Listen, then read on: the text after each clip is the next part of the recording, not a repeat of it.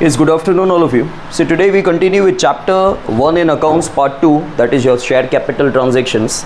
और आज का हमारा सम है 16 सम. देखो 16 सम में धर्म मेटल्स लिमिटेड नाम जो भी हो वो सिर्फ नाम ऊपर काम आता है जर्नल ऑफ लिखने में, किसका है जर्नल. ठीक है, हमको यहाँ पे 8 लाख इक्विटी शेयर्स बेचने हैं 10 रुपये वाले एट अ प्रीमियम ऑफ ₹30. मतलब 10 का शेयर आप 40 में बेच रहे हो.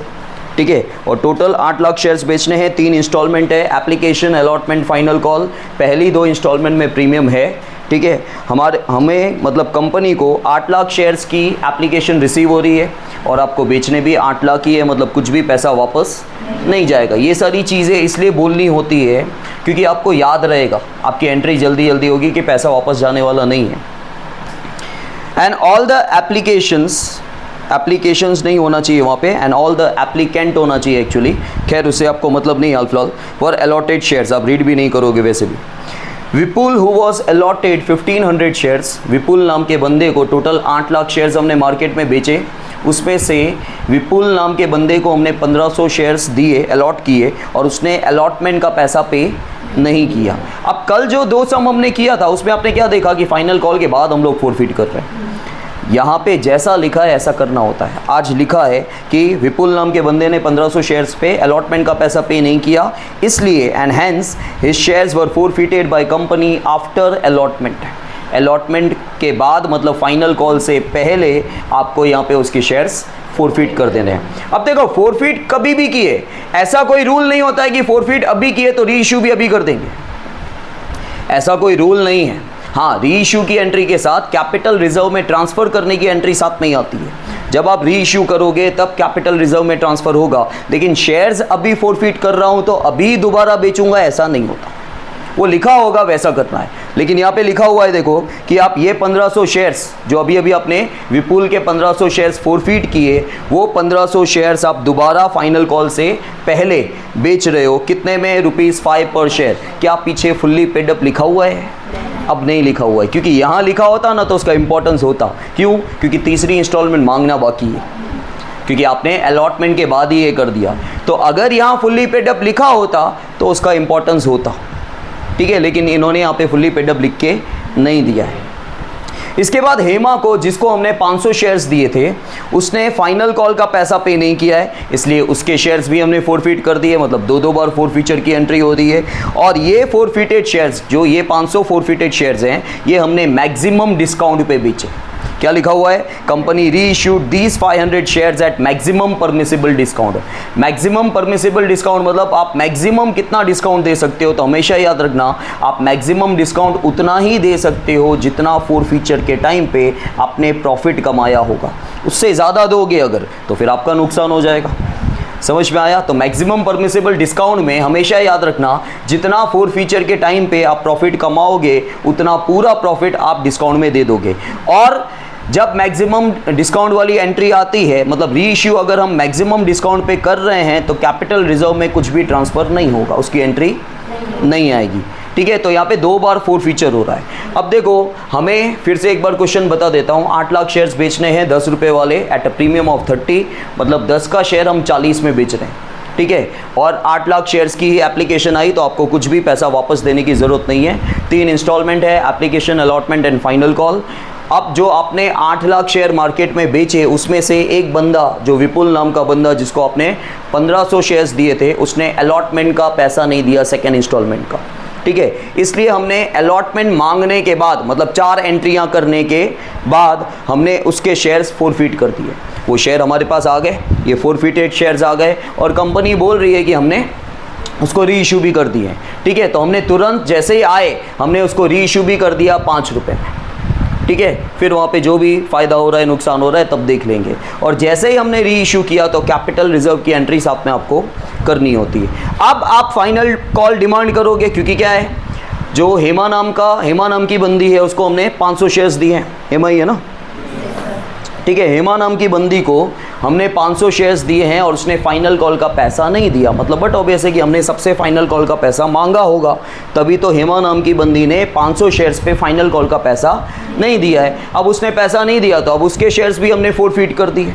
और ये जो फोरफिटेड शेयर्स 500 शेयर्स हैं, दो अलग अलग फोरफीचर की एंट्री आएगी क्योंकि अलग अलग समय पे हो रही है। एक एंट्री हो रही है अलॉटमेंट के बाद, एक एंट्री हो रही है फाइनल कॉल के बाद। तो ये जो 500 शेयर्स अभी हेमा के हमने फोरफिट किए, ये हमने अगेन दोबारा बेचे, लेकिन मैक्सिमम डिस्काउंट में बेचे। और मैक्सिमम डिस्काउंट का मतलब होता है जब तुमने फोरफीचर की एंट्री की तब तुम्हें प्रॉफिट हुआ ही हुआ होगा, वो सारा का सारा प्रॉफिट आप री इशू के टाइम पे सामने वाले को दे दोगे। तो जब मैक्सिमम डिस्काउंट पे री इशू होता है तो कैपिटल रिजर्व में ट्रांसफ़र, मतलब कैपिटल रिजर्व में ट्रांसफ़र की जो एंट्री है वो नहीं होती, कैपिटल रिजर्व में कुछ नहीं जाएगा। समझ में आया? यहाँ पे कैपिटल रिजर्व में कुछ भी नहीं जाएगा। अब देखो, सबसे पहले हम लोग टेबल बना दें। Capital plus premium equals to total application, allotment and final call. Total कितना है? 13, फिर है 23 और ये हो गया टोटल 40। 10 का शेयर 30 प्रीमियम के साथ हमने 40 में बेचा। प्रीमियम कितना है इसमें? 10। यहाँ पे कैपिटल का 3, यहाँ पे प्रीमियम कितना है? यहाँ पे 3, यहाँ पे प्रीमियम कितना है? नहीं है कुछ भी। तो देखो ये 10 रुपया हो गया, ये 30 प्रीमियम, टोटल 40 में हमने बेचा। तो पहली इंस्टॉलमेंट का पैसा कितना आ रहा है? विथ प्रीमियम आएगा ना, ठीक है, विथ प्रीमियम आएगा 13 रुपया आ रहा है 8 लाख शेयर्स पे, ठीक है। सो पहली एंट्री हमेशा आपकी यही होती है, बैंक अकाउंट डेबिट टू किसका पैसा आया? पहली इंस्टॉलमेंट का। पहली इंस्टॉलमेंट का नाम क्या है? Equity share application. तो to equity share application account, 8 lakh shares into 13, 1 crore 4 lakh, 40 lakh नहीं है, 1 करोड़ 4 लाख रुपया। अब ये हमारी टेम्पररी लायबिलिटी को हम लोग कैंसिल करके उसको कन्वर्ट कर देंगे हमारी original liability, that is a share capital. तो equity share application account debit, sorry, equity share application account debit to equity share capital. और जैसे ही हमने शेयर कैपिटल लिखा वैसे ही आपको सोचना है प्रीमियम है क्या? है, तो यहाँ पे लिख दो टू सिक्योरिटीज प्रीमियम। दो चीज़ें सोचनी है, एक सोच ली, दूसरी चीज़ क्या पैसा वापस जा रहा है, क्या हमारे पास एक्सेस शेयर्स की एप्लीकेशन आई है, नहीं आई है। तो ये 1 करोड़ 4 लाख रुपया आप कैंसिल कर दो। और कितने शेयर्स इश्यू करने हैं? 8 लाख, और यहाँ पे भी 8 लाख से ही आएगा, ठीक है। कैपिटल और प्रीमियम में दोनों में जितने शेयर इश्यू करने हैं उससे एंट्री होती है, ठीक है। अब यहाँ पे चेक कर लो, 13 रुपया टोटल पैसा आया, 13 में से कुछ भी आपने वापस नहीं दिया है, 10 फायदा है, 3 रुपया आपको चुकाना है, ठीक है। तो 3 रुपया जो चुकाना है वो कैपिटल में आएगा और 10 रुपया आपका फ़ायदा है।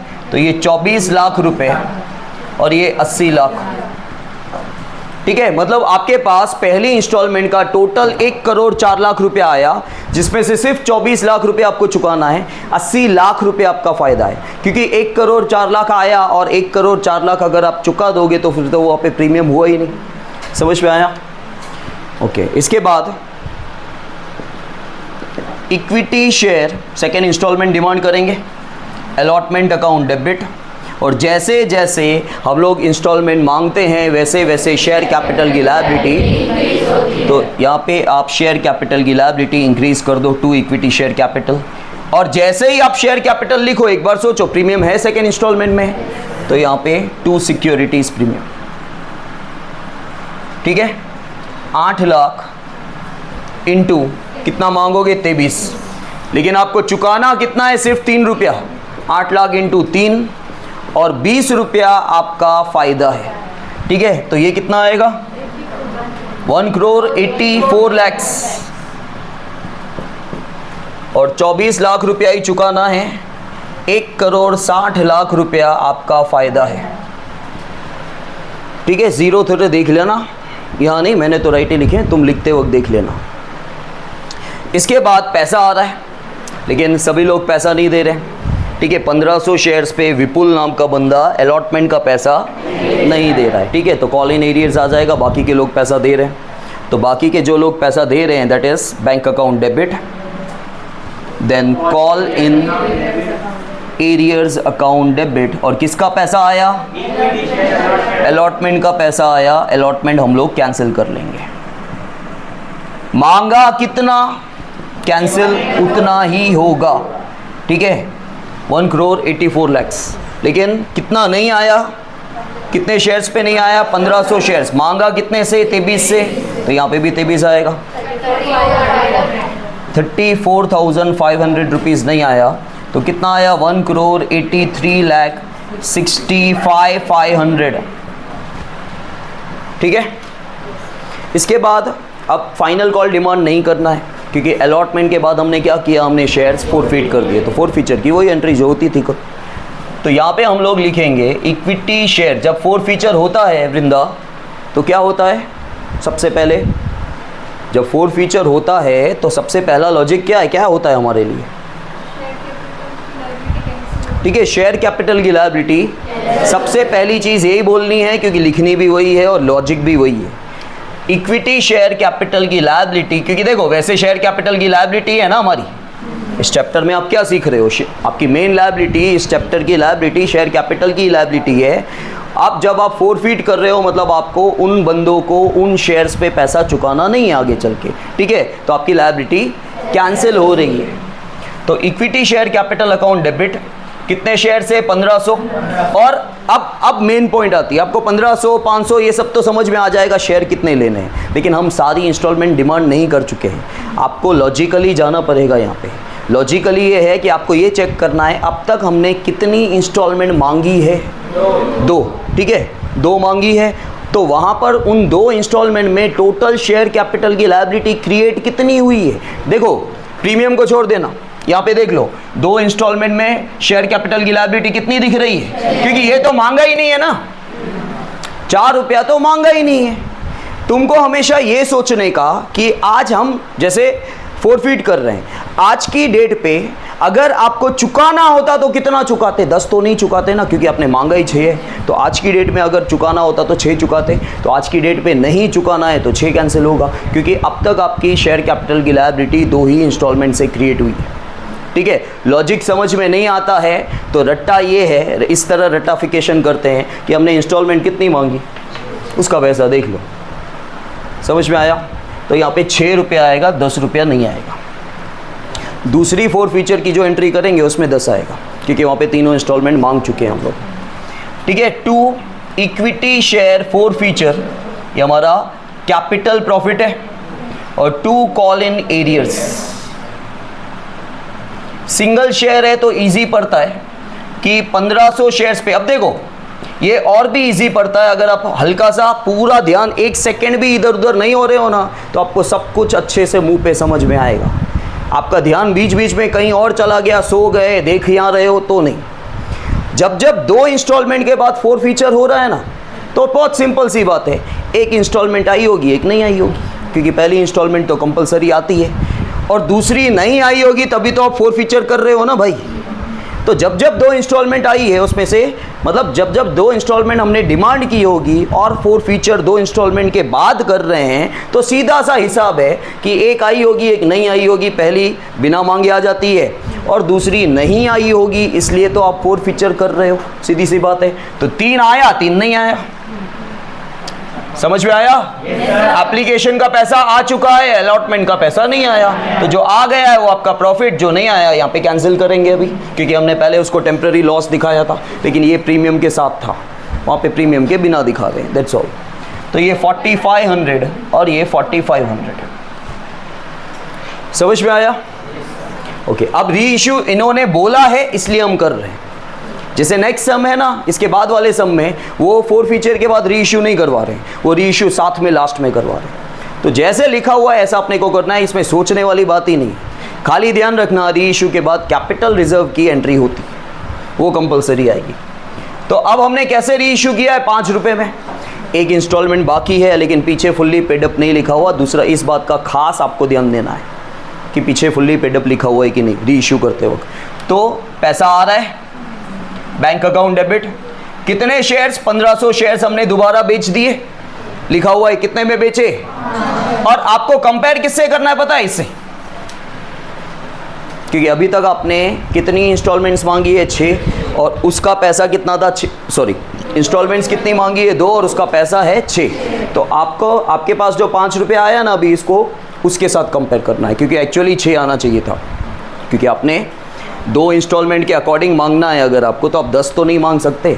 वो 2 इंस्टॉलमेंट का पैसा कितना हो रहा था 6, लेकिन आपके पास कितना आया 5, तो 1 रुपये का लॉस है। और वो लॉस वही आपके प्रॉफिट में से कवर करोगे।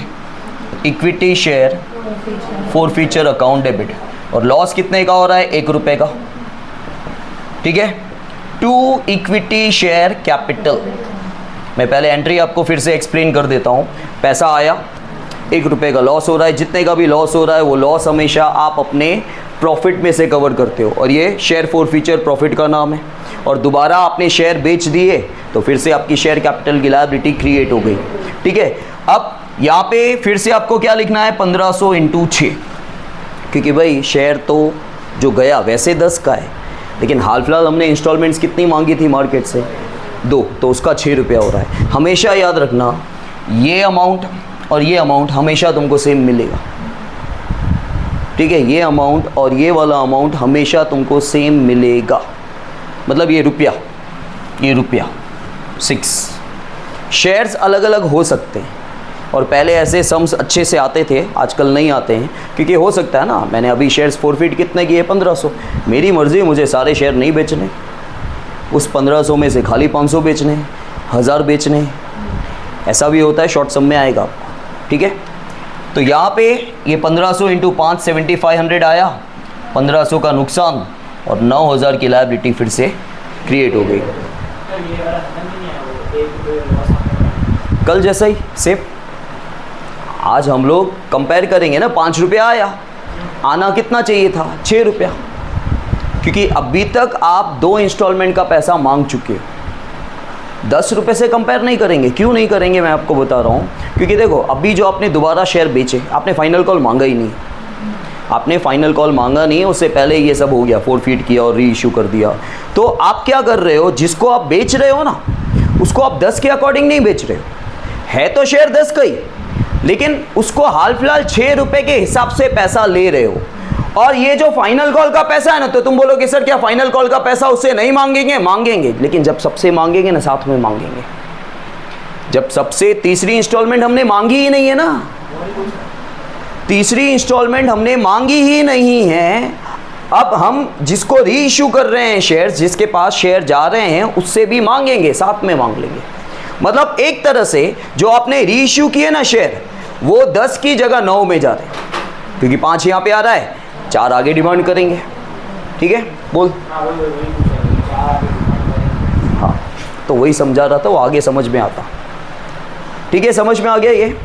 अब फाइनल कॉल डिमांड करेंगे, लेकिन फाइनल कॉल डिमांड करने से पहले हमेशा ये याद रखना, क्या आपने फॉरफीचर के बाद री इशू किया कि नहीं किया? किया। कैलसी उठा लो 1 मिनट।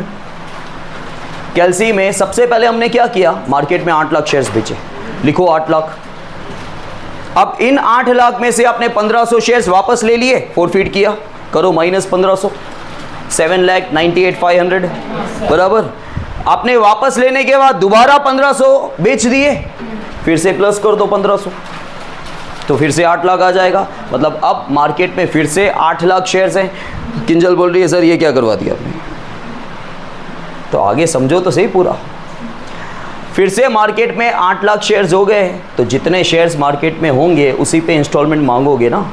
लेकिन अगर हमने री इशू नहीं किया होता तो किंजल हंस अभी, अगर आपने री इशू नहीं किया होता तो मार्केट में हमारे 7,98,500 शेयर्स होते, और अगले सम में ऐसा ही होना है कि आप री इशू नहीं कर रहे हो, तो जो तीसरी इंस्टॉलमेंट आप डिमांड करोगे ना, वो 7,98,500 से करते। ये फ़र्क है जो बता रहा हूँ, समझ में आया? तो थोड़ा सा दिमाग चलाना पड़ता है, सम इजी है, सिर्फ थोड़ा प्रैक्टिकली जाना है आपको। तो हाल फिलहाल आपको 8 लाख शेयर्स पे, मतलब जो लोग रट्टा मारते हैं वो इस तरह मारते हैं कि अरे फॉरफीचर के बाद री इशू हो गया तो उतने ही शेयर, और नहीं हुआ तो उतने माइनस कर देने के, ठीक है। लेकिन लॉजिक ये है कि पहले मार्केट में आपने 8 लाख शेयर का पैसा उठाया था, उसमें से 1500 ले लिए, तो हाल फिलहाल जब तक आपने री इशू की एंट्री नहीं की है या री इशू नहीं किया है, तब तक मार्केट में अभी 7,98,500 है। फिर आपने री इशू दोबारा कर दिए, इसलिए 8 लाख शेयर हो गए। अब फाइनल कॉल डिमांड, अच्छा इसके बाद कैपिटल रिजर्व में, ठीक है, कैपिटल रिजर्व में ट्रांसफ़र करने की एंट्री। तो देखो आपने कमाया कितना था फोर फीचर के टाइम पे 4500 और नुकसान कितना हो गया, उन्हीं शेयर्स को दोबारा बेचने में 1500 का नुकसान हो गया, तो 3000 बचे, वो कैपिटल रिजर्व में ट्रांसफर कर दो।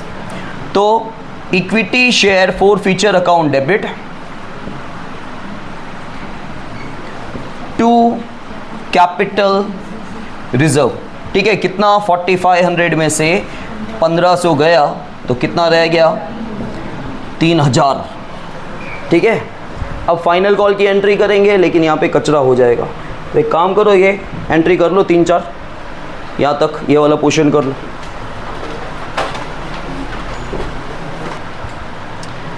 अब देखो हमने यहाँ पे विपुल के 1500 शेयर्स फोरफिट किए, उसको रीइश्यू भी कर दिया, मार्केट में दोबारा 8 लाख शेयर्स हमारे हैं।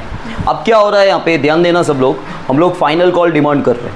तो फाइनल कॉल नॉर्मल डिमांड करने की जो एंट्री होती है 4 रुपये से हम लोग डिमांड करेंगे, यहाँ पे कोई प्रीमियम नहीं है। जैसे जैसे हम लोग इंस्टॉलमेंट मांगेंगे वैसे वैसे शेयर कैपिटल की लायबिलिटी, तो वही जो हम बेसिक एंट्री करते हैं, equity share final call account debit, और ये इंस्टॉलमेंट मांगी और सामने शेयर कैपिटल की लायबिलिटी, और जैसे ही आप शेयर कैपिटल लिखते हो प्रीमियम चेक कर लो। ठीक है, प्रीमियम है प्रीमियम नहीं है, तो बस यहाँ पे इतना ही आएगा। लेकिन 8 लाख शेयर से इंटू 4 32 लाख रुपए आप मांग रहे हो, और 32 लाख रुपए से लायबिलिटी इंक्रीज हो रही है। क्या सब लोग पैसा दे रहे हैं? कितने शेयर्स पे पैसा नहीं आ रहा है? 500 शेयर्स पे, बाकी का पैसा आ रहा है। ठीक है, सो कॉल इन एरियर्स, और किसका पैसा आया फाइनल कॉल का, तो to equity share final call account. कितना मांगा 32, तो कैंसिल भी पहले 32 कर दो। कितने शेयर्स पे पैसा नहीं आया 500, 500 इंटू वॉट 4, ठीक है, बाकी कितना पैसा आया 31,98,000। ये हमने फाइनल कॉल डिमांड किया और फाइनल कॉल का पैसा जितने शेयर्स पे आना था उतना आ गया, 500 शेयर्स पे नहीं आया, इसलिए हमने हेमा नाम की बंदी के 500 शेयर्स फोरफिट कर दिए। फोरफीचर की एंट्री आपकी वही है, equity share capital account debit, क्योंकि हमारी लायबिलिटी कैंसिल हो रही है और हमें फ़ायदा हुआ। Equity share forfeiture account debit, sorry to equity share forfeiture account, और to call in arrears, to call in arrears. ठीक है, अब 500 आपने कितनी इंस्टॉलमेंट्स मांग ली, अब सारी इंस्टॉलमेंट डिमांड कर ली। आज की डेट पे अगर आपको पैसा चुकाना होता तो आप 10 रुपये चुकाते, तो आप नहीं चुका रहे हो, आपकी लायबिलिटी कैंसिल हो गई, 10 रुपये से कैंसिल होगी क्योंकि आप सारी इंस्टॉलमेंट डिमांड कर चुके हो। तो इंटू 10 आपकी 10 रुपये से लायबिलिटी कैंसिल हो। और 500 इंटू, देखो इसने सिर्फ फाइनल कॉल का पैसा नहीं दिया, 4 नहीं दिया, मतलब 6 रुपया दे दिया, तो 500 इंटू 6 और 500 इंटू 4, ये आ गया 3000, ये आ गया 2000, ये हमने फोरफिट कर दिया। अब हमने रीइश्यू किया मैक्सिमम डिस्काउंट पे। मैक्सिमम डिस्काउंट मतलब डिस्काउंट तो दे रहे हो, नुकसान तो आपका हो ही रहा है, लेकिन मैक्सिमम कितना दे सकते हो, जितना आपने फोरफीचर के टाइम पे कमाया। कितना कमाया 3000, 3000 पूरा डिस्काउंट में दे दोगे, तो आपके पास पैसा तो आ रहा है। देखो बैंक अकाउंट डेबिट, और नुकसान हो रहा है, उस नुकसान को हम कवर करेंगे फ़ायदे में से, मतलब फोरफीचर। तो equity share forfeiture account debit, ये पूरा फ़ायदा डेबिट हो जाएगा, और फिर से हमने शेयर बेच दिए to equity share capital account. इसका अमाउंट कैसे लिखते हैं ध्यान देना। देखो फिर से हमने शेयर बेचे, फिर से हमारी 5000 की लायबिलिटी क्रिएट हो गई। आपने डिस्काउंट कितना दिया, पूरा का पूरा, ठीक है, तो 5000 की चीज़ आपने बेची, 3000 डिस्काउंट दिया, तो आया कितना, तो इस तरह अमाउंट आएगा यहाँ पे। और जितना आपने फोरफीचर के टाइम पे कमाया पूरा का पूरा आपने डिस्काउंट दे दिया, तो कैपिटल रिजर्व की एंट्री करते भी हो तो अमाउंट तो कुछ जाएगा नहीं, इसलिए एंट्री मैक्सिमम डिस्काउंट पे रीइश्यू करते वक्त कैपिटल रिजर्व में कोई अमाउंट नहीं जाता, इसलिए उसकी एंट्री नहीं होती। समझ में आया? चलो करो।